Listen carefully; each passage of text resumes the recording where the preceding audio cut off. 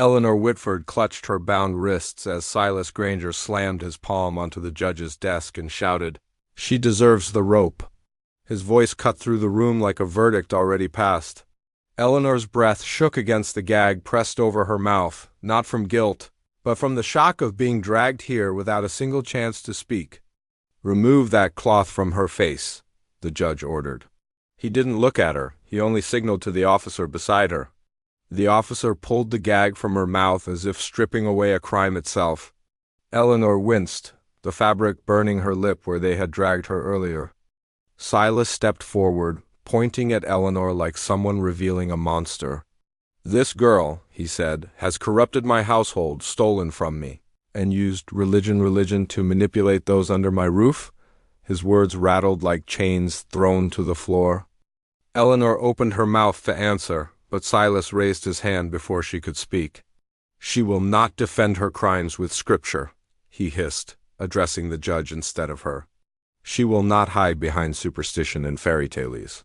The judge's eyes shifted to Eleanor. "Did you or did you not steal a gold locket belonging to Mrs. Granger?"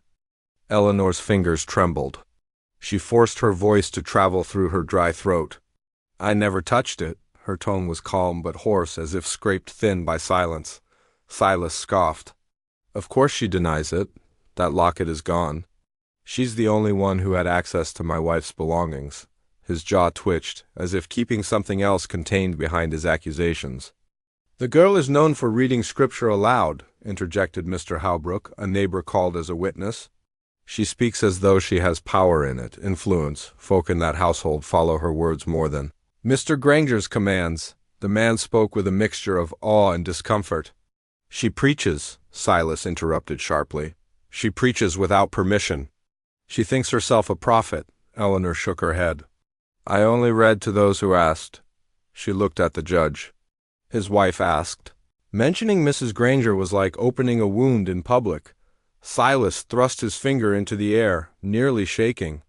"My wife died with that girl whispering scripture in her ear, filling her with delusion. She clung to a book instead of her own husband." "She begged me to read," Eleanor whispered. Silas slammed his hand again. "She needed comfort from life, not fantasies of heaven." The judge leaned forward. "Silas Granger, this is a charge of theft, not blasphemy." His tone was stern, yet there was hesitation creeping into his expression. Silas jabbed his finger toward Eleanor's skirt pocket. "Search her!" His voice cracked, not with anger, but with something deeper, desperation. The officer seized Eleanor's arm and reached into the small stitched pocket. Every person waited for the proof Silas demanded. The officer pulled out a folded scrap of paper, worn and gently creased, clearly handled often. Silas's face drained, then flushed with red fury. That's what she stole." "My wife's page from that cursed book?" Eleanor's knees nearly buckled. She whispered, "She told me to keep it." Silas turned on her with a ferocity that almost silenced the room. "You kept it to use against me." The judge stared at the paper, then at Eleanor.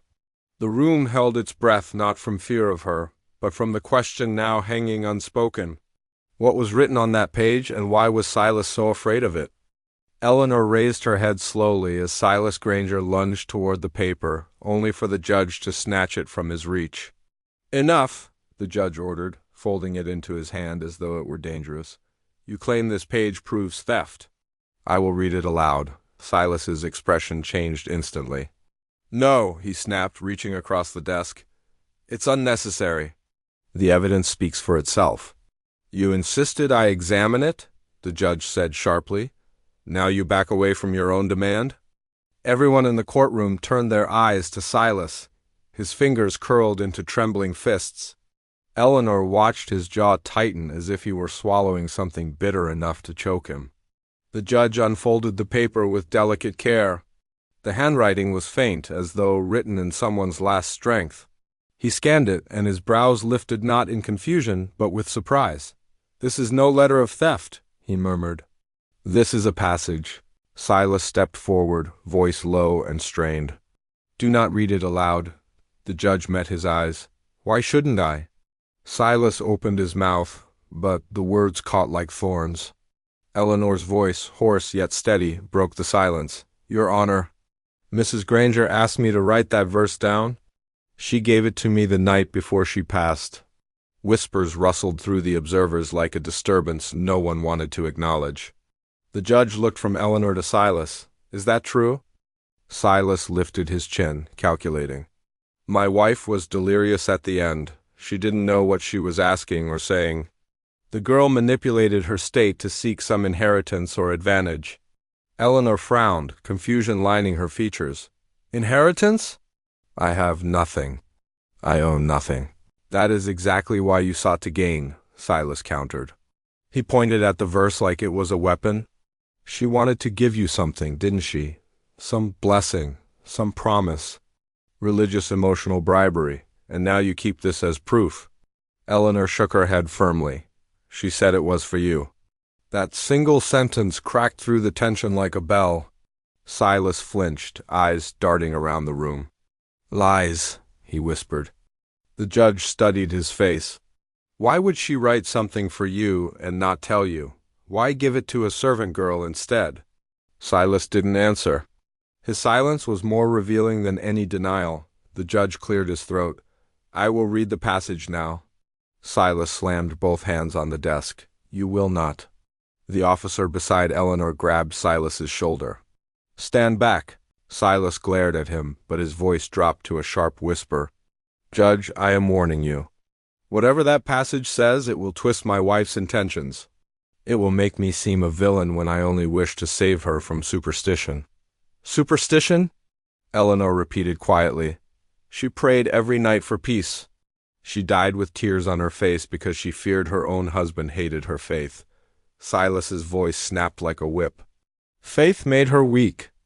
The judge lifted the page higher, preparing to read. The courtroom waited, breathless. Silas stared at the paper as if it were poison. If you read it, he hissed, you give this girl the power to destroy my name forever. Eleanor lowered her eyes. I don't want to destroy your name, I only want my truth heard. The judge inhaled, ready to speak the verse aloud. Yet before he could utter a word, a loud knock struck the courtroom door. The officer guarding it turned. Another witness has arrived. Silas tensed. Eleanor's heart dropped. Who could possibly know what truly happened the night Mrs. Granger died? The door burst open before anyone granted permission, and a man rushed inside carrying a folded bonnet in his trembling hands. Eleanor gasped. It belonged to Mrs. Granger. The judge motioned him forward.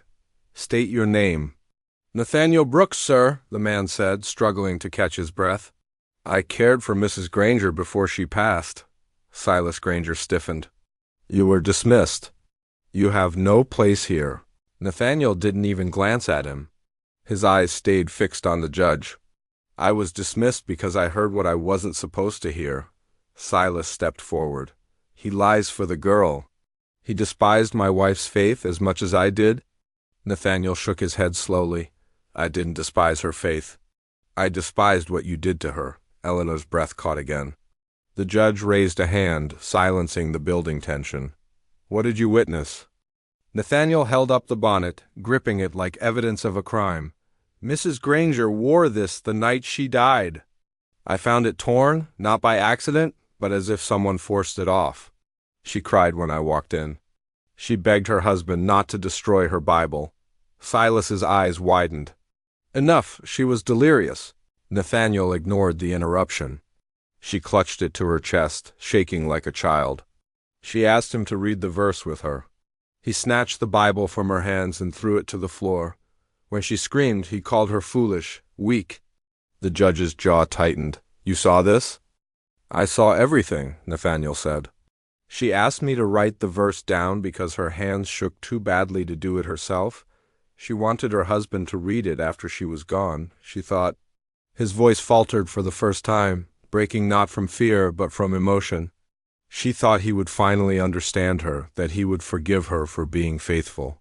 Silas scoffed, though his voice wavered. She didn't need forgiveness. She needed sense. Eleanor looked directly at him for the first time, her voice soft but cutting. Sense doesn't comfort the dying. Silas didn't reply.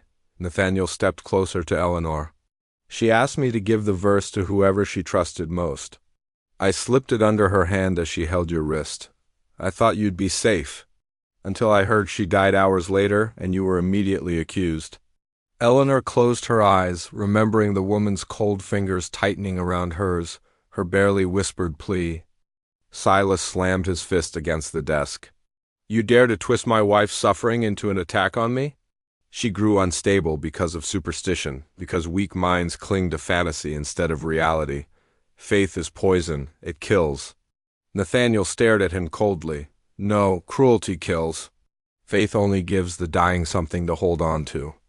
The judge's voice rose. Granger, there will be silence. Silas leaned over the stand, eyes desperate and furious, trapped between pride and fear. This is a conspiracy to destroy my reputation on the fragile mutterings of a dying woman and a servant girl too naive to understand manipulation. Nathaniel stepped forward. She said you never listened to her prayers because they reminded you of your own guilt. Silas's face drained of color. Eleanor whispered, Guilt for what?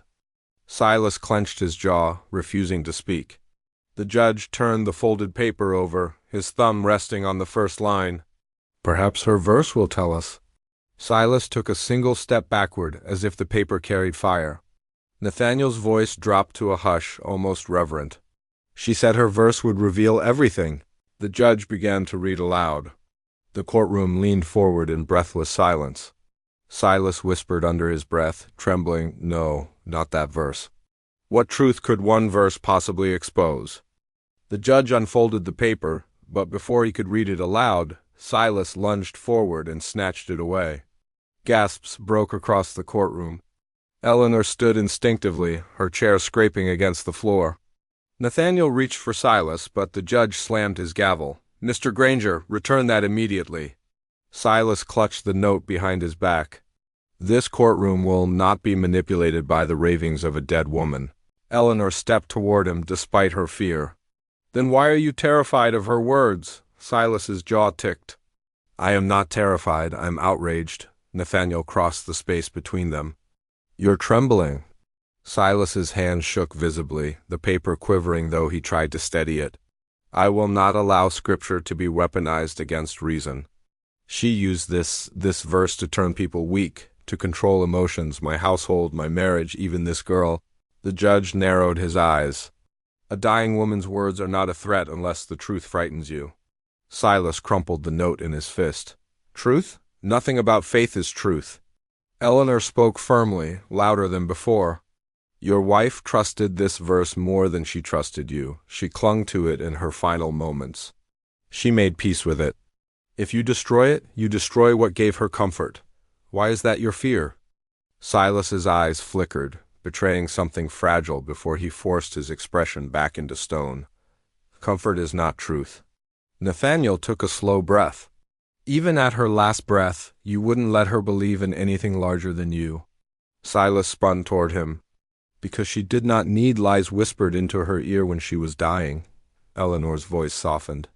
She wasn't the one lying. Silas stopped moving.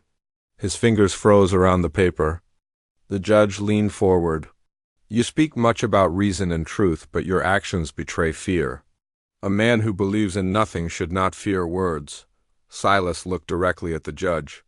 I don't fear words, I fear delusion. I fear what happens when weak minds cling to illusions and call them divine. Faith makes people irrational, it blinds them, it destroys decision-making. It keeps them obedient to fantasy. Eleanor walked toward him slowly. Or it helps them endure cruelty too big to face alone. Silas refused to look at her. The paper in his hand now seemed to burn his skin. Nathaniel reached forward, palm open. Give it back. Silas shook his head. No, I won't allow the last thing she believed in to control this court. She died because she refused to see reason. The judge stepped down from the stand. Every eye in the room followed him. His tone was solemn. Your wife died with peace? You speak as if peace was a mistake. Silas swallowed hard. Peace is for those who can't accept reality. Eleanor whispered, voice trembling with contained fire. Or for those who lived with it every day. Silas flinched at her words as if they pierced through his armor. The judge stopped in front of him. Hand me the verse now. The judge stepped down from the stand. Every eye in the room followed him. His tone was solemn. Your wife died with peace? You speak as if peace was a mistake. Silas swallowed hard. Peace is for those who can't accept reality. Eleanor whispered, voice trembling with contained fire. Or for those who lived with it every day. Silas flinched at her words as if they pierced through his armor. The judge stopped in front of him. Hand me the verse now. Silas stared at her hand under his. For a moment, his expression cracked hurt, anger, loss, desperation, all tangled together. Then he let the paper fall. It fluttered from his trembling hand into Eleanor's palm. The courtroom held its breath. What scripture could silence even the man who denied faith? Eleanor unfolded the creased paper carefully, smoothing it as if she were tending to a wound. Silas tried to step forward again, but Nathaniel blocked him with one hand pressed firmly across his chest. Silas strained against it, but did not push harder. He watched the paper like it was something venomous. Eleanor lifted the page. It was hers, she said calmly, not mine. If anyone should speak it, it ought to be her voice through this text. Silas let out a harsh breath. Don't you dare read it. The judge raised a hand. Miss Whitford has the floor. Silas stepped back sharply, as though the words themselves were advancing on him. Eleanor began quietly, her voice trembling only on the first syllable. Proverbs 14:31. Silas shook his head, muttering, Stop, stop. Eleanor continued, louder now. He who oppresses the poor reproaches his maker? Silas grabbed his head with both hands as if the sound stung his ears. Enough! Eleanor's voice did not waver anymore. But he who honors him shows mercy to the needy. Silas dropped to his knees. A ripple of shock spread through the courtroom. No one touched him. No one spoke. Even the judge's hand froze midair. The silence around Eleanor seemed like a living thing, pressing forward with her words. She lowered the paper slowly. Your wife wrote your name beneath that verse, she said softly. She hoped you would find mercy, not power. Silas stared at the floor. His mouth opened, then shut again, as though the ability to speak had left him. His lip quivered, not with rage now, but with something raw, something unguarded. Nathaniel stepped closer to him. All these years, you fought a God your wife never blamed. She did not fear death. She feared you would never understand her peace. Silas pressed a hand over his heart as if trying to hold something inside. She abandoned reason, he whispered. Eleanor spoke gently. She did not abandon you. You abandoned her peace. She needed comfort. You tried to take even that away. Silas lifted his head slowly. His eyes were red not from faith, not from belief, but from grief he had never allowed himself to feel. I thought her hope made her weak, he whispered. I thought I needed to strengthen her by freeing her from superstition. I thought I was saving her, his voice cracked. But she chose faith over me, Eleanor shook her head. She chose peace. It was never a choice against you, you made it one. Silas stared at Eleanor as if seeing her for the first time, not as a threat, not as a religious nuisance, but as a mirror to something he never resolved. The judge exhaled, breaking the heavy quiet. Miss Whitford speaks with reason and compassion. You accuse this girl not because she harmed you, but because you could not accept the comfort she once gave your wife. Silas swallowed hard. I only wanted truth. Eleanor stepped closer. Truth isn't always loud. Sometimes it is just peace you refuse to allow. His shoulders sagged, defeated not by faith, but by the truth he spent years trying to silence. The judge turned to Eleanor. This court has heard enough. Silas didn't look up. Nathaniel stepped away, leaving the master on his knees. Eleanor folded the paper again, holding it close not as evidence, but as dignity restored. The judge raised his hand. This accusation is false, Eleanor Whitford. Silas whispered hoarsely, Forgive me. Eleanor closed her eyes. She did not answer. The judge continued, Is acquitted of all charges. The courtroom remained unnervingly quiet.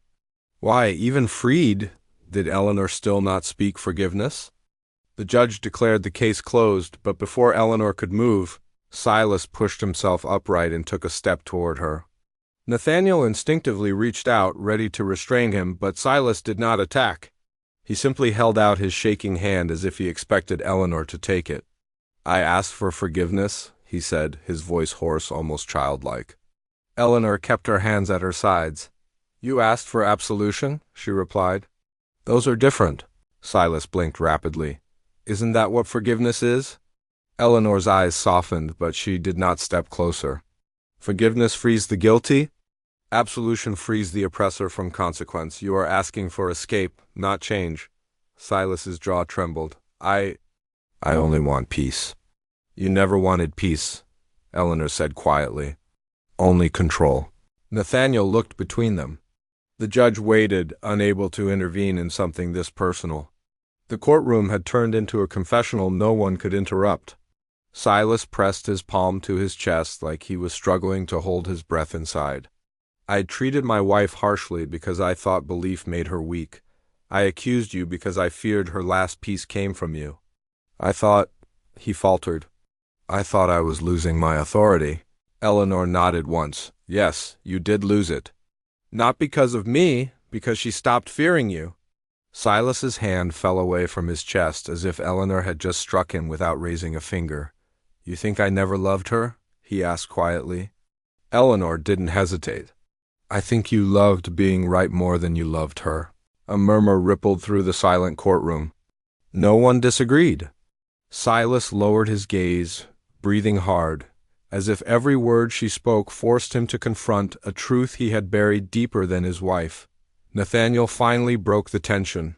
"You can't demand forgiveness from someone you tried to destroy." Silas looked at him, hollow-eyed. "Then what do I do now?" Eleanor answered, not with anger, but with clarity. "Live with what your wife chose. Peace without you. Let it teach you what power never did." Silas's expression shifted, no longer fighting, no longer defiant. Just a man stripped of the shield he thought reason gave him. He swallowed hard. "If faith comforts the suffering, then perhaps—" He paused, forced to say a word he had never allowed himself before. "Perhaps I was the one suffering." Eleanor shook her head gently. "No, your wife was. And you could not bear that she found comfort somewhere other than you." Silas's mouth opened, but no words came out. He looked as though he saw himself clearly for the first time, and the sight horrified him. "Then I have no peace," he whispered. Eleanor let the folded verse rest in her palm like a fragile treasure. "Peace isn't given to those who force it. It comes to those who stop asking others to pay for it." Silas stared at the page, his breathing slowed. His posture sagged, his voice was small. "I can do nothing but accept that." "No," Eleanor answered. "You can learn from it." Silas slowly straightened, a bitter realization settling across him. He stepped back not in fear this time, but in surrender. The judge finally spoke. "This court is adjourned?" Silas did not leave immediately. He looked at Eleanor once more, but she didn't respond. She didn't condemn him. She didn't forgive him. She simply refused to carry his burden any longer. Eleanor turned away, ready to step out into a life without accusation, without servitude, without the weight of his grief pressing against her faith. Silas remained still, alone in his own hollow victory of reason. Just what would Eleanor choose to do with her freedom now that truth not faith had won the battle? Eleanor collected her few belongings from the bench where they had been stored during the trial. A simple Bible, a worn handkerchief, and a younger woman's ribbon she kept tied around the book's cover. As she reached for the ribbon, Nathaniel stopped her with a quiet, uncertain voice. "You should not walk home alone," he said. Eleanor shook her head. "I've walked alone my whole life. This is no different."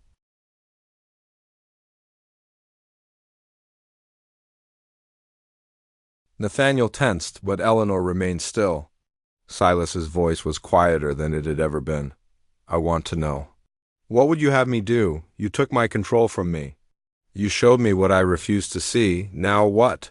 Eleanor looked at him, not with pity, not with satisfaction, but with clarity. "Your wife wanted you to show mercy, not to her, to the world around you. She hoped you would look at people and see their humanness, not their usefulness." Silas blinked away something in his eyes. "Mercy sounds like weakness." "No," Eleanor raised her chin. "Mercy requires strength bigger than pride." Silas seemed to weigh that. "Then you are asking me to change." No, she answered.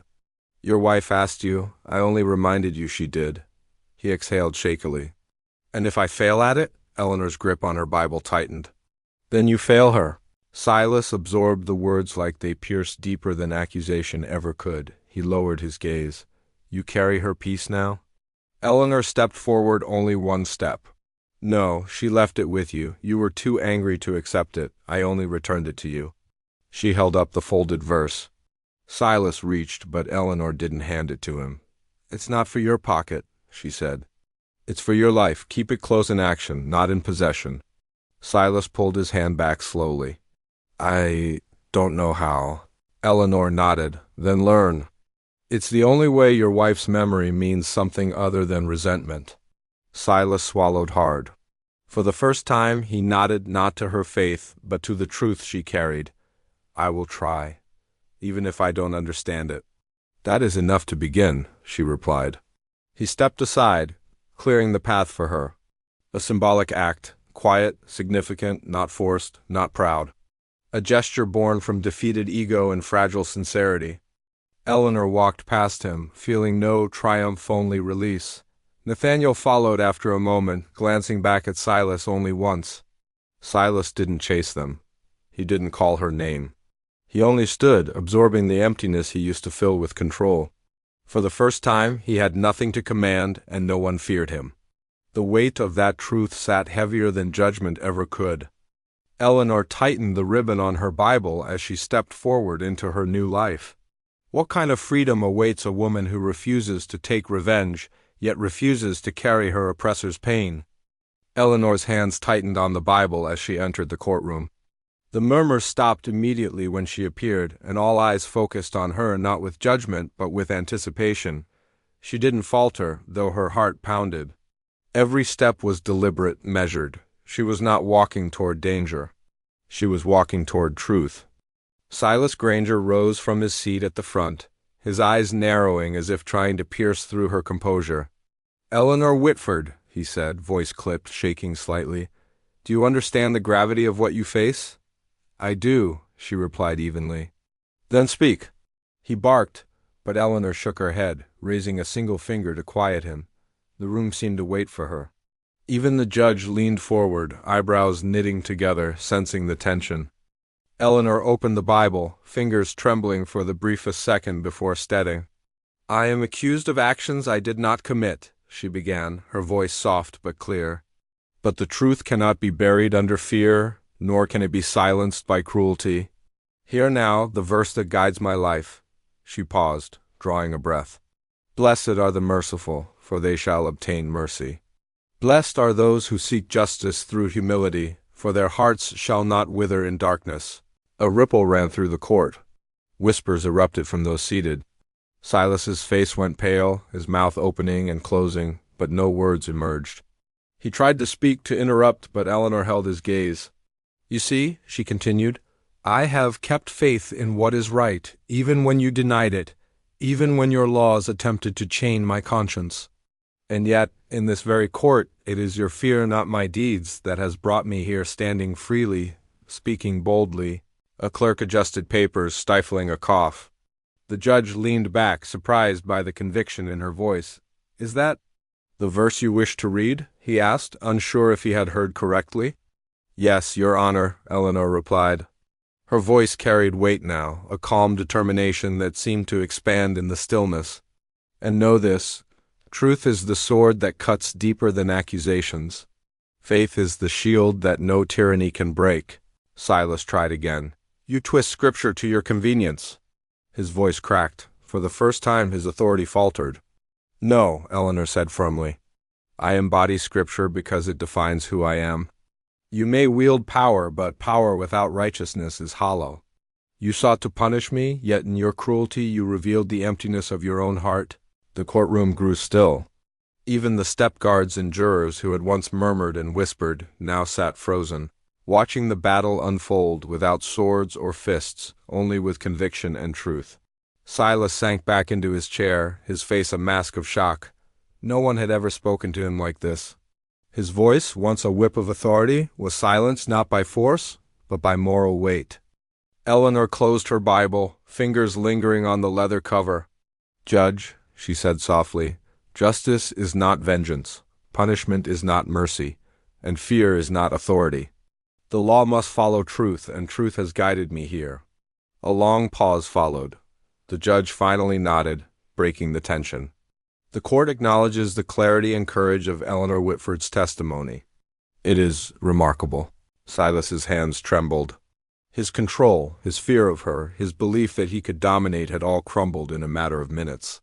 He sat in silence, staring at her, stripped of the authority he once wielded. Eleanor turned slightly, looking at the people in the court.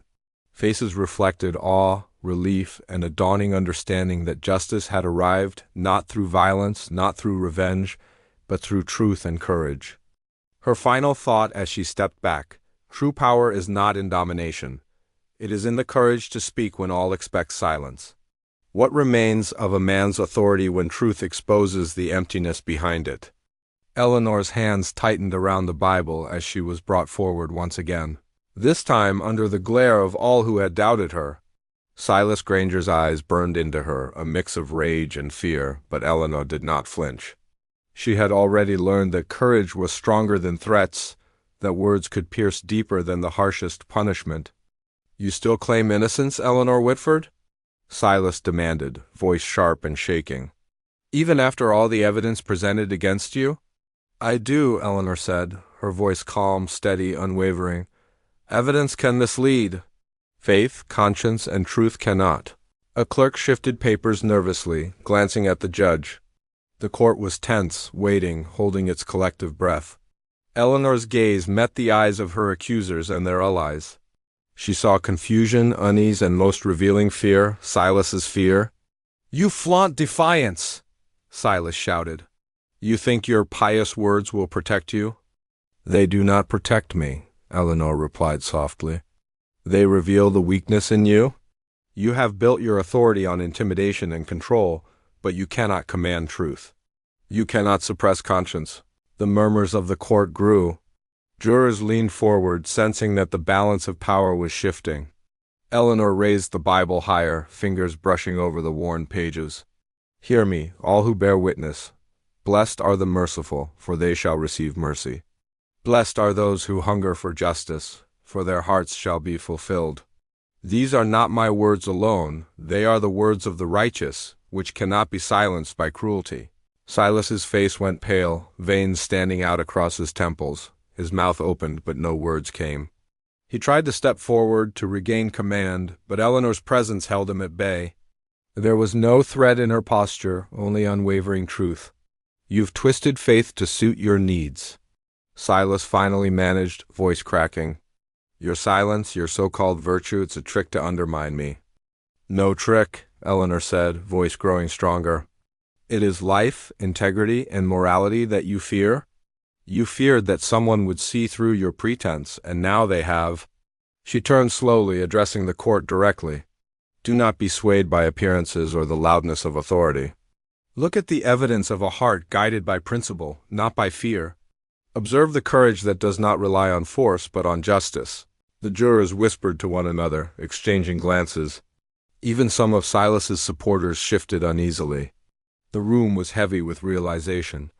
Eleanor's moral authority had grown beyond words, beyond accusation, beyond his control. "You think you've won?"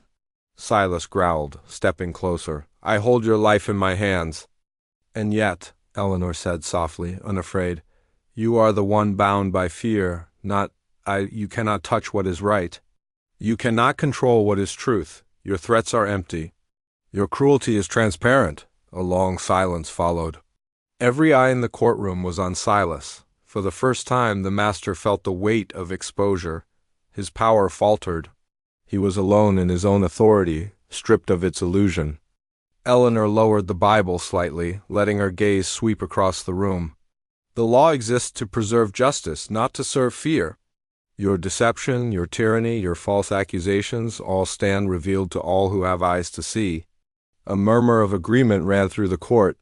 The judge leaned forward, attentive and conflicted, sensing that the final shift was at hand. Silas gritted his teeth, trying to compose himself, but the cracks were undeniable. Eleanor's final words hung in the air, heavy and unyielding. Power without integrity is hollow. Authority without truth is fleeting. And fear masquerading as control is the easiest thing to pierce. Silas looked around, eyes wild. The court had begun to turn against him, not through rebellion, not through violence, but because Eleanor had exposed the moral emptiness at the core of his rule. She stepped back slightly, preparing for the final confrontation in court. The room was tense, waiting on the cusp of resolution. Her silence had become her shield. Her words were her sword. One final verse remains, one final act, one moment that will shatter the illusion of power. The cliffhanger. Could her next words completely dismantle Silas's authority, leaving him powerless before the court? Eleanor lifted the Bible with deliberate calm, stepping into the center of the courtroom. Every eye fixed on her, the jurors, the witnesses, and most importantly, Silas Granger. He tried to lean forward, to assert himself, but the weight of his own fear held him frozen. Eleanor's lips parted, and her voice rang clear, unwavering, carrying the authority of truth. "Listen to these words," she said, holding the Bible out like a shield. Proverbs 21:15. "When justice is done, it brings joy to the righteous, but terror to evildoers." The court went silent. Even the murmurs of spectators faded, as if the verse had drawn all attention into a single, unyielding moment.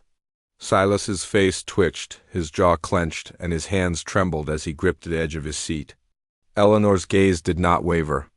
"You have built your power on lies, on fear, and on cruelty," she continued. "You have accused the innocent, you have punished without cause, and you have silenced voices that sought only truth. But the righteous, those who hold justice in their hearts, are not defeated by your tyranny. They rise above deception, and they speak when the time is right." Silas leaned back, eyes wide with panic. "This is blasphemy," he shouted, trying to regain control. "You have no authority to speak such words here."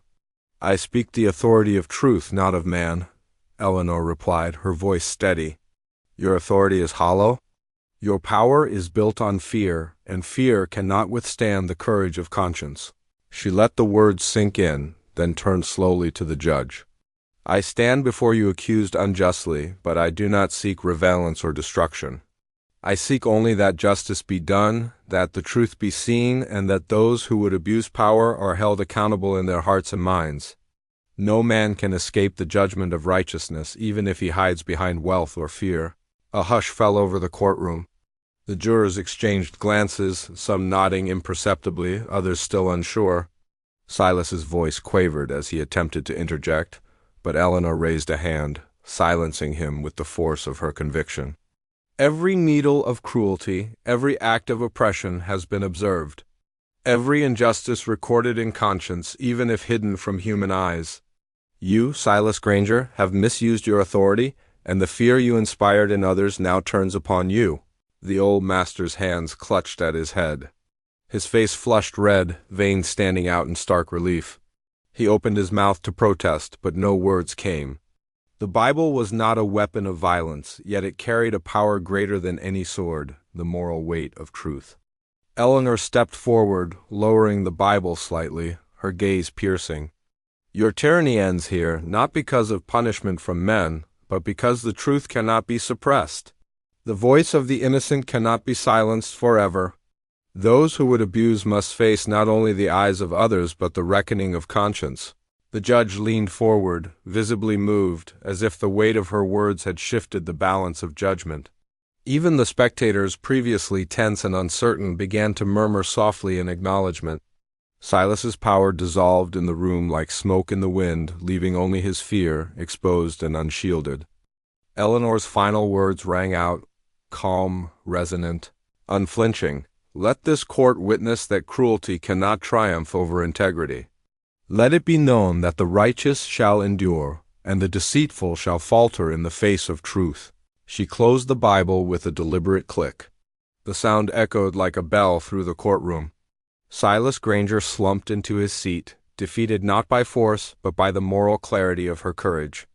No man had lifted a hand, no sword had swung, yet justice had been fulfilled. The court remained silent for a long moment, and then a single nod from the judge signaled the end. Eleanor had not only defended herself, she had shattered the illusion of authority, leaving only truth standing.